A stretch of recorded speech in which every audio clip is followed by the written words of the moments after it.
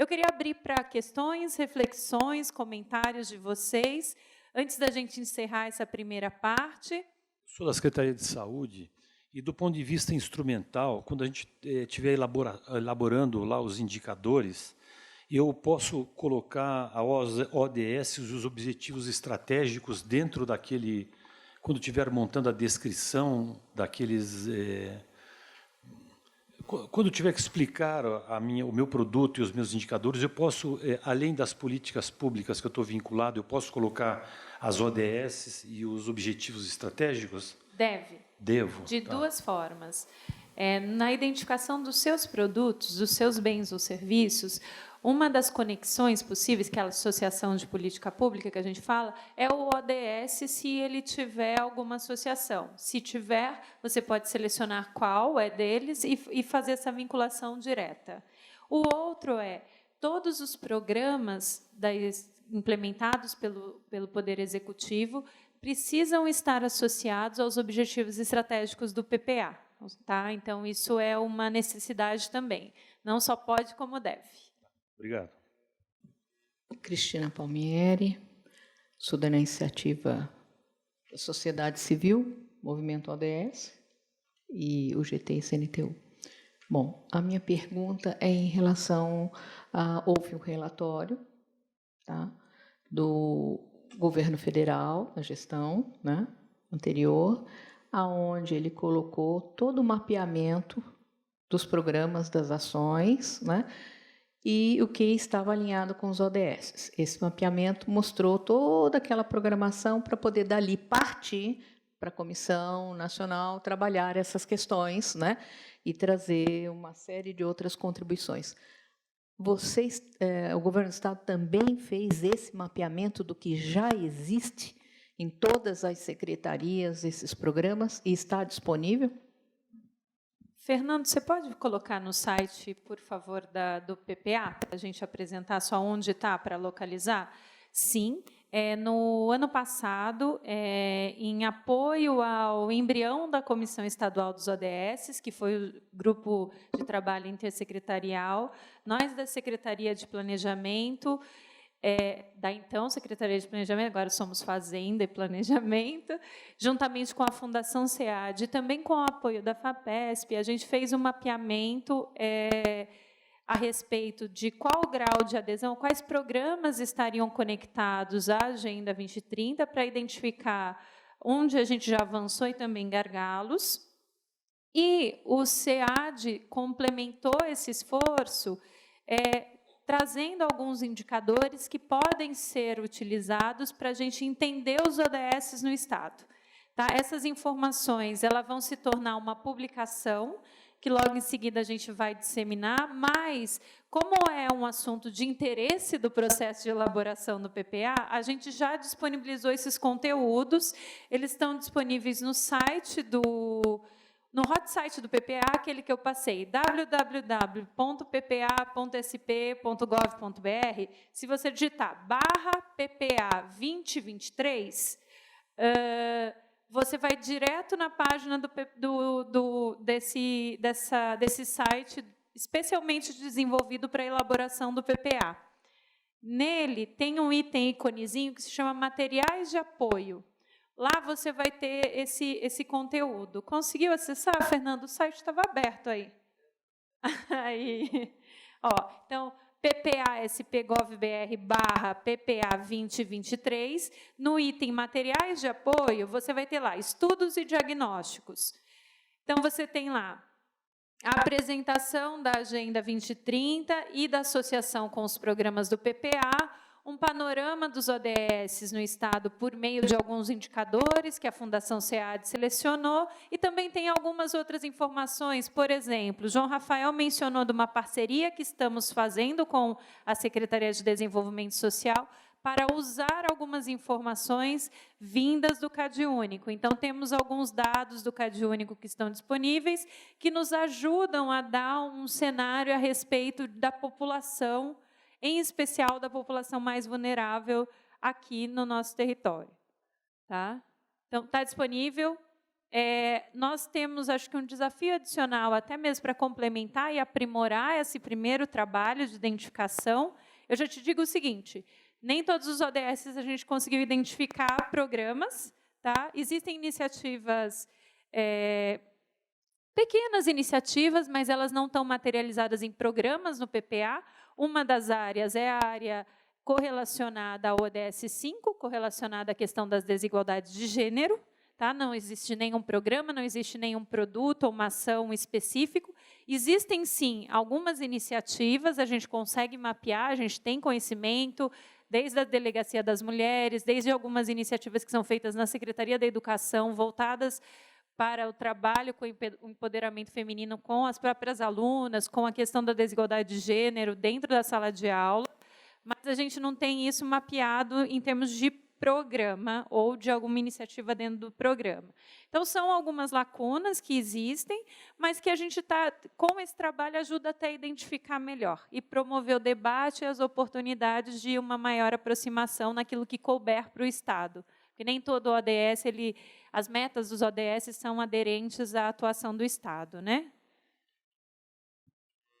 E como João Rafael disse, o próprio Plano Estadual de Assistência Social também foi formulado tentando criar essa conexão, ou buscando essa conexão com os ODS, por favor. Com os ODMs, as metas foram incorporadas, né? Os objetivos foram incorporados nos ODS. Então, lá temos a questão da mortalidade materna, né? Que é outra, além da questão da oportunidade de igualdade, né, de gênero, é uma das grandes preocupações. O SEAD fez uma publicação, a última que eu consegui ler foi de 2012 em relação aos ODMs, não vi em 2015 sobre essa avaliação, a não ser do Brasil geral. Mas em São Paulo tem 2 indicadores de vulnerabilidade social, que é só mesmo o Estado de São Paulo que tem, e que acabou mostrando, apresentando, alinhados com os ODMs, 41 municípios de maior vulnerabilidade. E tem algum estudo parecido para os ODS, para poder ver quais são as questões sociais que mais implicam nessa questão de vulnerabilidade? Você estaria falando do índice de vulnerabilidade social que o SEAD fez? Fez. E ele, dali, foi alinhado pelos ODMs, conseguiu detectar 41 municípios dos 645. Né? E com os ODS, tem algum trabalho, alguma coisa nesse sentido, para mapear quais são esses municípios de maior vulnerabilidade? Bom, dentro do trabalho do SEAD, ele deu continuidade a esses esforços, indicadores que eles utilizam para traçar esse panorama para os ODS. Eles trazem e retomam o aprendizado que foi feito até então para os ODMs.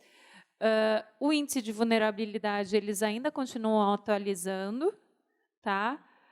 Agora, eu não tenho isso de cabeça para te dar, eu não sei se dentro do CadÚnico vocês trabalham alguma coisa nas informações que vocês processam, mas eu, Cassiana, não saberia te informar, eu preciso pesquisar para te dar uma resposta, fico devendo essa resposta. Porque foi muito importante na época da municipalização, hoje é a interiorização, né? Quer dizer, ir nos territórios e com esse mapeamento, ajudar, porque tem muitas organizações de iniciativa da sociedade civil trabalhando, né, com o poder público e iniciativa privada e melhorando a situação daquele local. Então, e esse trabalho é feito em cima dessas informações também. Né? Então, por isso que é importante. Existe essa preocupação de ter um trabalho também junto à sociedade civil? Só falando do IPVS, a pergunta da Cassiana, dentro do portal social, nós também adaptamos um índice multidimensional, que é o IPM, que é do PNUD também, para o Estado de São Paulo, a gente chamou IPM Paulista, e a gente pegou as dimensões que existem dentro do CadÚnico para as famílias, e essas famílias estão cadastradas de acordo com esse IPM. Então, nós temos essas informações por família. Isso daí é uma lógica que a gente está querendo que, na necessidade de você fazer uma avaliação de um programa, de uma ação, você pode fazer uma comparação do IPM antes e depois. E também se pode ter também um grupo de controle, também, para a gente poder fazer esses comparativos, para fazer uma avaliação. Mas isso, quer dizer, são programas que vão precisar de mais de 2 anos, no mínimo, para a gente poder fazer essas avaliações. O IPVS da Fundação SEAD, é um índice muito interessante, que a unidade de escala é o setor censitário, mas ele utiliza a base da informação, ele utiliza outras informações, mas a base principal é o censo. E, então, ele carrega essa dificuldade essa atualização. Tem o índice de responsabilidade social, que é por município, que aí sim eles fazem outras conexões de outras variáveis para tentar fazer esse índice. Agora, propriamente da ODS, eu acho que eu não conheço.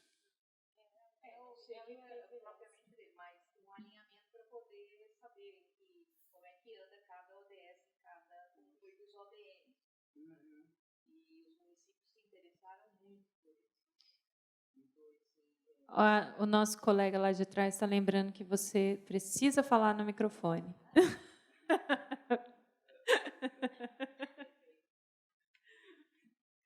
Bom, sobre participação social, eu acho que tem 2 aspectos que a gente deve colocar. Primeiro, a participação social, né, como vai ser a participação da sociedade na comissão estadual dos ODS. Né? Eu acho que esse é um item que eu me comprometo, e aí eu peço para o João Rafael se comprometer também, porque nós temos assento lá na comissão estadual, para levar essa questão para debate com os demais representantes do Executivo na comissão. Tá? Eu acho que esse é um ponto que é o que eu consigo fazer e assumir de compromisso. A gente tem uma agenda aí prevista para o próximo mês, a gente já coloca na mesa essa discussão. No PPA, participação social no PPA, eu acho que a gente tem grandes desafios. Primeiro é traduzir o PPA para uma coisa que as pessoas entendam, né? Para que a gente consiga encher essa sala, para as pessoas, quando receberem um convite, se interessarem, virem para cá colaborar com a gente, porque elas vão entender que é alguma coisa mais fácil de ser trabalhada, que o orçamento não é nada fácil de ser trabalhado. O que quer dizer PPA? O que significa isso, né? Então, eu acho que temos um desafio.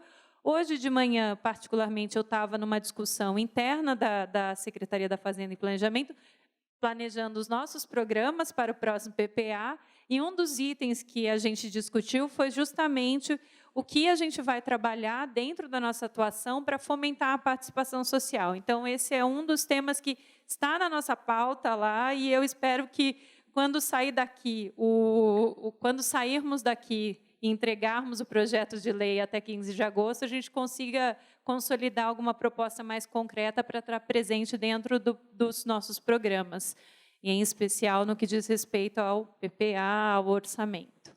Então, é isso que eu posso te dizer agora, que até então o nosso processo de participação ele se materializa nas audiências públicas, e que este é o primeiro ano que a gente está criando essas audiências temáticas. Até então, era apenas a audiência virtual e a audiência regional. Então, já demos um passinho a mais.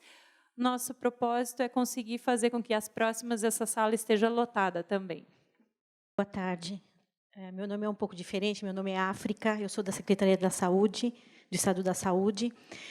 Sou professora também de universidade particular, já tive o privilégio de ter alunas fazendo estágio lá no seu setor de trabalho. Parabenizo o seu trabalho. Mas, além disso, né, eu vim aqui com essa expectativa de colocar... Eu sou nutricionista de formação, então, trabalhei muitos anos e agora não estou mais diretamente ligada com a divisão de doenças crônicas não transmissíveis da Secretaria da Saúde, né? Mas toda a minha formação foi em cima de doenças crônicas. Então, assim, eu vim aqui com a expectativa de poder contribuir, de alertar sobre o grave problema que a gente tem, que é não só a fome, mas a fome, assim, se a gente for ver em termos de números, o que a gente tem de pessoas passando fome muito pequena em relação ao número de pessoas que a gente tem com excesso de peso corporal, né? E o excesso de peso corporal leva a quê? A hipertensão, diabetes tipo 2 e outros desfechos crônicos mais graves, né, como as doenças cardiovasculares, quer dizer, a hipertensão já é uma doença cardiovascular, né? Então levam a desfechos mais trágicos e caros, muito caros, né? E o que está por debaixo disso? O que vem antes de haver sobrepeso e excesso de peso corporal? Vem a questão da atividade física, da alimentação saudável, né? Falando de outros fatores de risco, tem a questão do tabagismo, do álcool. Então, assim, eu vim aqui com essa expectativa de poder contribuir com a minha formação, né, com o meu conhecimento, para que isso seja endossado por mais secretarias, né? Porque essa questão transcende a Secretaria da Saúde, né? Esse problema, por exemplo, a questão da pobreza, né? Então, quem é mais pobre, que tem um nível educacional menor, está mais suscetível a propagandas, por exemplo, e essas propagandas levam a quê? A comer um monte de coisa inadequada, né? Então, é uma situação grave, né? Mais de 50% da nossa população de estado de São Paulo está com excesso de peso, né? E se a gente não tomar medidas no sentido de combater, né, de fortalecer os fatores de risco, promotores e protetores, né, disso, isso perpassa a educação e tem um impacto econômico muito grande, né, porque a gente já não está dando conta das hospitalizações por conta dessas doenças. Então, a gente precisa ter uma união de esforços nesse sentido, de que a educação, a saúde e todas as outras áreas se unam nesse sentido de combater os fatores de risco, para tanto os fatores promover os fatores de risco que são protetores e combater aqueles que são de risco realmente, tá? Então, estou aqui à disposição para poder contribuir. Já contribuí na plataforma, eu já dei esse tipo de contribuição, tá bom? Muito obrigada. Excelente contribuição. Obrigada pela presença. Na verdade, acho que a gente tem diferentes temas aqui que são bastante ricos e eu gostaria muito que a gente pudesse refletir tudo isso agora na discussão dos grupos e também na produção das propostas que sairão dos grupos, né? Que é essa segunda parte da nossa atividade. Acho que essa agenda que você traz me lembra muito o trabalho que foi feito ao longo do ano passado para a construção do Plano Estadual de Segurança Alimentar e Nutricional, no âmbito da Câmara Intersecretarial de Segurança Alimentar, que é o órgão que é responsável por fazer isso aqui no Estado, o espaço que é responsável por fazer isso no Estado. Tem um plano que foi consolidado. Na época, ele foi aprovado com o objetivo de que este ano ele passasse por um processo de revisão na oportunidade de elaboração do novo PPA. E eu acho que é importante também pensar não só o processo de elaboração, mas o processo da sua implementação depois, né? Então, acho que é bastante oportuna a sua colocação, destacando ODSs como a questão da fome, que trabalha não só da falta, mas também a questão da alimentação não adequada e também a questão de padrões de produção que elevam também a padrões de consumo não necessariamente os mais apropriados. Acho que é importante também trabalhar com esse ODS, apesar de não estar vinculado ou sugerido como tema, mas essa intersetorialidade dos ODS acontece a todo momento, né? Então, muito obrigada. Podemos encerrar? Alguém mais gostaria de colocar alguma coisa? Claro. Aproveitando, Cris Palmieri, precisa falar de novo? Quem está gravando? Bom, a questão da saúde é ímpar. Agora, com cortes, vamos chegar aonde? População aumentando, os problemas aumentando, desemprego, tudo mudando. Nós estamos aí na Revolução 4.0. Temos aí a geração também 4.0, infanto-juvenil. O que está acontecendo? A gente se arremete à educação. O que acontece em relação à educação? Você muda com a educação, você muda a cultura, mas com cortes também você não leva. O que muda? Aí mostra qual é o termômetro do município, Qual é esse termômetro? Como é que a gente faz a leitura? Educação, né, e saúde. Aí a gente vai para a questão da segurança. Na alimentação, a saúde é imprescindível. O que eu estou levando, colocando na mesa? Na minha casa, para os meus filhos. Nós temos um problema com água, nós estamos com um problema com agrotóxico, então poluição, contaminação, tudo isso está sendo debatido em outras questões, e a gente está levando isso.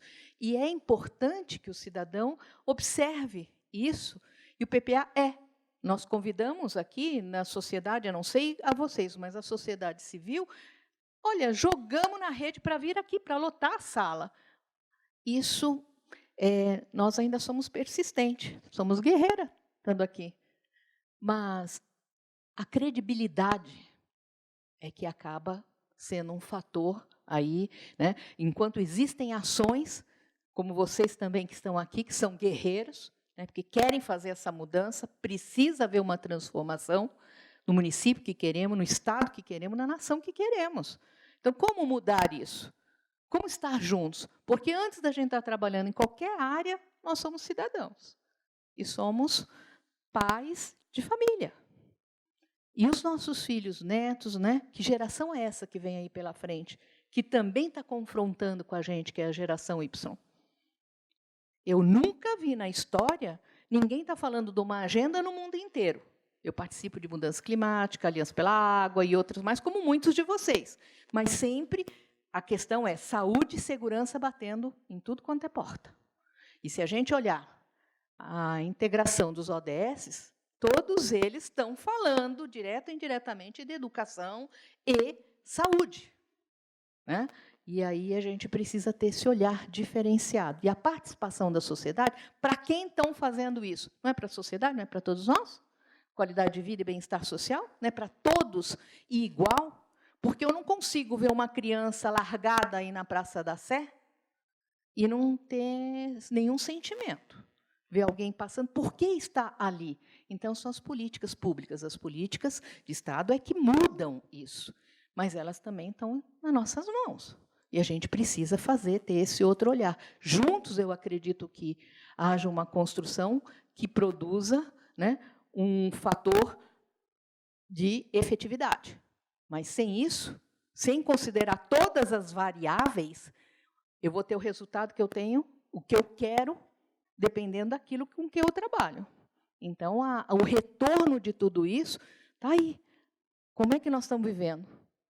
E quando foi colocado a obesidade, é também o estresse. Se você não tem trabalho, se a tua família está passando necessidade, se a tua criança não tem escola, se até para estar na fila eu deixo de trabalhar para colocar, e sobra para quem? Para a mulher, questão de gênero, porque a sociedade é assim. Então, nós temos outras questões aí culturais que a gente precisa trabalhar, e só com a educação. E como nós estamos tratando os nossos professores? No mundo inteiro, os países de primeiro mundo, como é que tratam os professores? E a gente, então, precisa valorizar o profissional da educação e da saúde e da segurança, que eu acho que são questões assim imprescindíveis, e a gente luta por isso no movimento. A gente está junto para construir junto, né? Porque todos nós vamos morar aqui. Eu não conheço nenhum outro planeta, apesar de ser engenheira, estudei astrofísica, não conheço nenhum lugar ainda que tenha tecnologia para a gente ir para outro lugar, e nem dinheiro.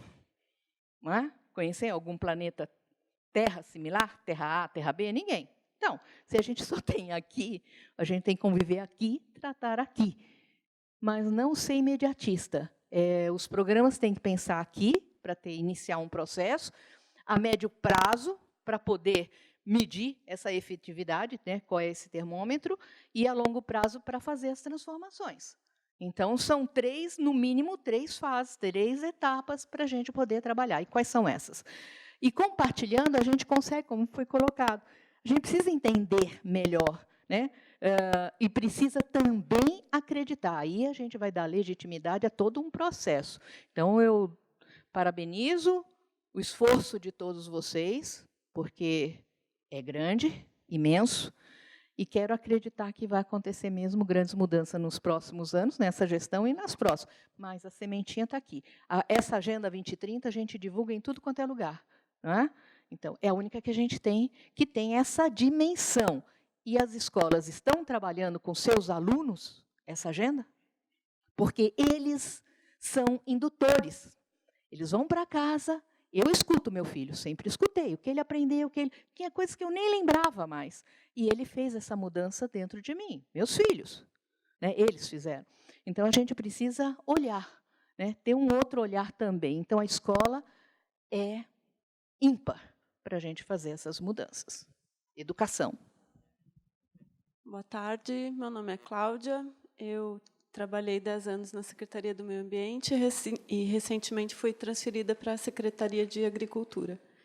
Eu geralmente faço trabalhos muito técnicos, eu nunca tive oportunidade de participar do PPA. E aqui eu confesso minha ignorância, eu gostaria de saber se o que foi discutido hoje vai auxiliar o governo em como gastar o dinheiro ou é só uma maneira de publicizar? Gostaria de entender um pouco como que funciona. Bom, eu mencionei na minha fala, mas vamos reforçar para ficar um pouquinho mais claro. As contribuições que virão, a gente vai passar para as secretarias e elas estão nesse processo de elaboração dos seus programas. Os programas são exatamente os programas orçamentários, ou seja, são eles que vão receber os recursos.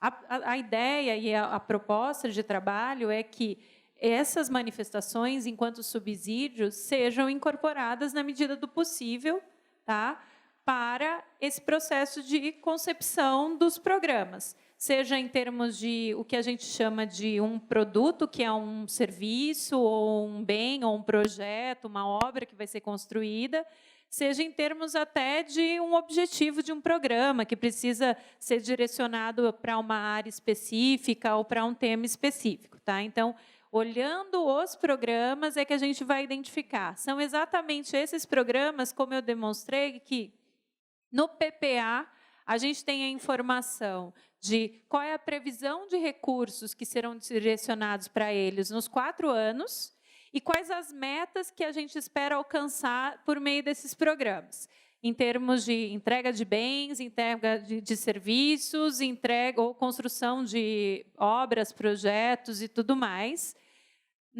Nos orçamentos anuais, então, nas LOAs, vocês vão identificar exatamente quais são as ações que vão estar recebendo os recursos daquele ano para executar aquele produto, aquele bem ou aquele serviço.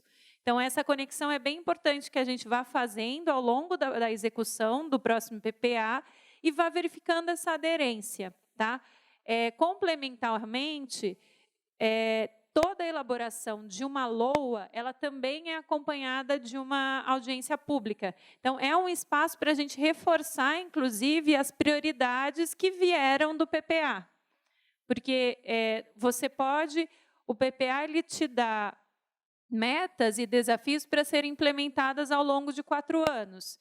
Cada ano vão ser definidos aqueles que vão ganhar um pouco mais de prioridade em relação aos demais. Então, é importante que sejam reforçados também quais serão os programas prioritários, quais serão as áreas prioritárias para a elaboração de cada um dos orçamentos, mantendo essa ligação com o PPA. Não sei se eu me fiz mais clara, mas é mais ou menos essa lógica, tá? Não, é bem essa lógica de funcionamento. Boa tarde, eu sou a Cláudia Saleme, professora universitária da Uninove, na questão de políticas públicas, sou executiva de sustentabilidade da Brasil Sustentável Editora, que atua com um programa de educação ambiental no país, especificamente também na abordagem da Agenda 2030 e os ODS, e faço parte do movimento estadual ODS, juntamente com a sociedade civil. Fico assim, bem honrada e feliz quando eu recebi a notícia de que o PPA estaria incorporando essas audiências públicas e temáticas dentro dos objetivos. Isso foi assim nossa, que coisa fantástica, São Paulo poder estar dando o passo, né, e um passo importante na discussão de políticas públicas, como a Cristina Palmieri falou, deveria esse auditório estar repleto da sociedade civil, porém, a gente percebe, como educadora, que a sociedade ela não entende o que é uma política pública ainda, Ela não percebe porque, muitas vezes, na cabeça da sociedade, do cidadão, essa política ela nasce de cima para baixo e não de baixo para cima, e sempre tem os caminhos de baixo para cima, como você bem colocou, senhora Cassiana, vem de uma ação, vem de um projeto, vem de uma iniciativa para se tornar um programa. Então, esse caminho ainda não é entendido pela sociedade. Talvez ela diga assim, não é para mim essa discussão, eu desconheço essa parte técnica.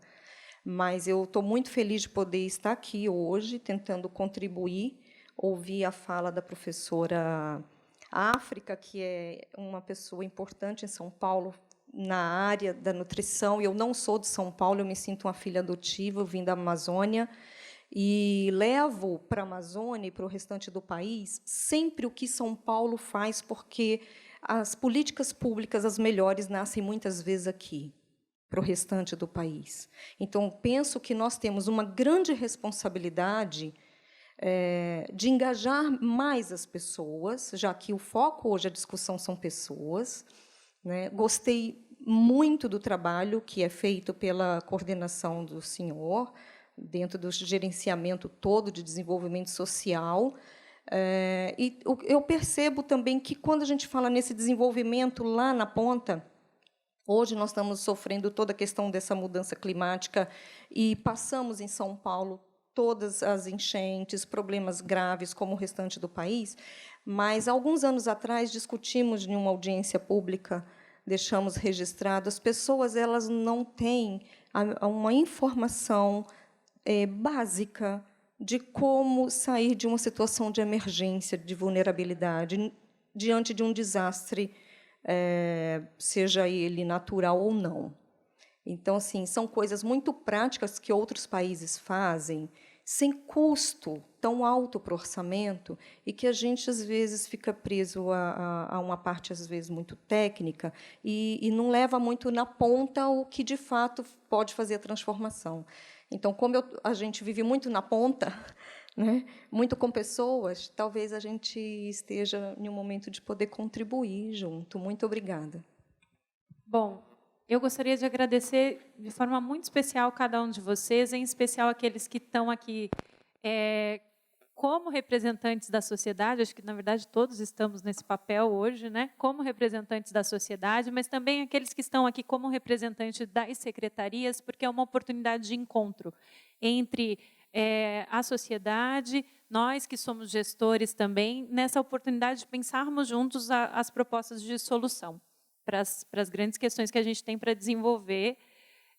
Eu queria convidá-los para a gente ir para um cafezinho e, às 16h, seguirmos para o trabalho no grupo. Será na sala 4. Aí lá a gente vai se dividir em grupos. Aí, para vocês só não enjoarem muito, o Fernando vai assumir aí a coordenação dos trabalhos para continuarmos o debate aí e atingirmos a nossa meta de hoje, que é a formulação de propostas concretas, tá, para serem registradas. Mais uma vez, eu agradeço a participação do João Rafael, é sempre bastante enriquecedora e importante. E, bom, o João trouxe uma bela de uma proposta que, por favor, não nos esqueçamos. Na verdade, o nosso debate já levantou várias possibilidades de propostas importantes. Acho que é legal a gente amadurecer isso. Gostaria de agradecer também a direção da EFAP, em nome da Cristina Mabellini, que cedeu gentilmente esse espaço. Esse espaço é muito legal, muito apropriado para a gente discutir, tanto aqui esse auditório quanto as salas, acho que acolhem bem. Então, muito obrigada mesmo à nossa equipe de filmagem, que também acompanhou a gente esses 5 encontros. Tudo que foi gravado aqui, gente, vai ser editado e disponibilizado no site das audiências, para vocês também compartilharem e a gente conseguir atingir mais pessoas.